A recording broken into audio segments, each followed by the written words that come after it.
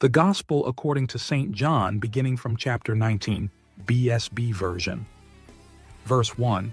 Then Pilate took Jesus and had him flogged. The soldiers twisted together a crown of thorns, put it on his head, and dressed him in a purple robe. And they went up to him again and again, saying, "Hail, King of the Jews," and slapping him in the face.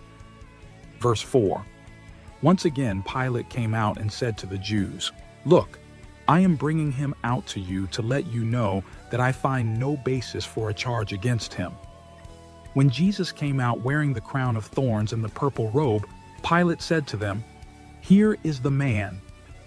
As soon as the chief priests and officers saw him, they shouted, "Crucify him! Crucify him!" "You take him and crucify him," Pilate replied, "for I find no basis for a charge against him." Verse 7, "We have a law," answered the Jews, "and according to that law he must die, because he declared himself to be the Son of God." When Pilate heard this statement, he was even more afraid, and he went back into the praetorium. "Where are you from?" he asked. But Jesus gave no answer. Verse 10, So Pilate said to him, "Do you refuse to speak to me?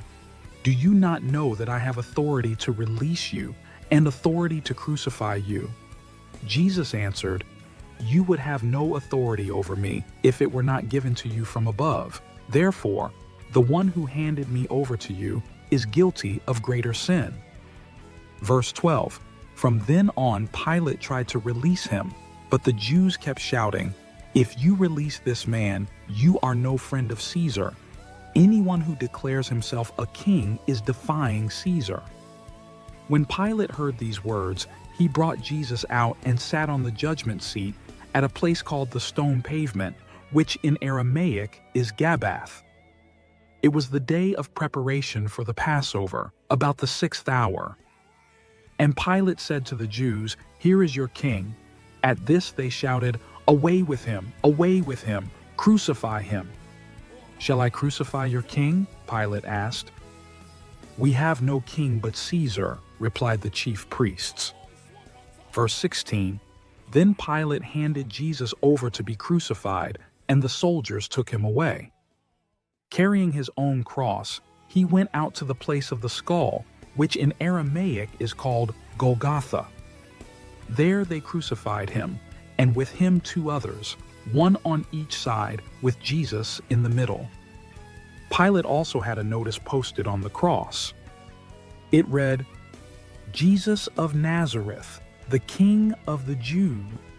Verse 20, Many of the Jews read this sign, because the place where Jesus was crucified was near the city, and it was written in Aramaic, Latin, and Greek.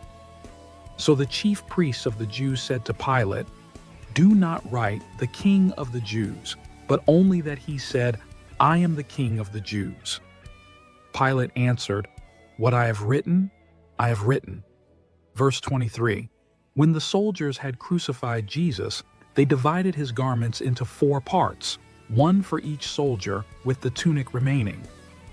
It was seamless, woven in one piece from top to bottom. So they said to one another, "Let us not tear it. Instead, let us cast lots to see who will get it." This was to fulfill the scripture, "They divided my garments among them and cast lots for my clothing." So that is what the soldiers did. Verse 25, Near the cross of Jesus stood his mother and her sister, as well as Mary the wife of Clopas and Mary Magdalene. When Jesus saw his mother and the disciple whom he loved standing nearby, he said to his mother, "Woman, here is your son." Then he said to the disciple, "Here is your mother." So, from that hour this disciple took her into his home. Verse 28, After this, knowing that everything had now been accomplished, and to fulfill the scripture, Jesus said, "I am thirsty." A jar of sour wine was sitting there. So they soaked a sponge in the wine, put it on a stalk of hyssop, and lifted it to his mouth. Verse 30, When Jesus had received the sour wine, he said, "It is finished." And bowing his head, he yielded up his spirit. Verse 31, It was the day of preparation, and the next day was a high Sabbath. In order that the bodies would not remain on the cross during the Sabbath, the Jews asked Pilate to have the legs broken and the bodies removed. So, the soldiers came and broke the legs of the first man who had been crucified with Jesus and those of the other.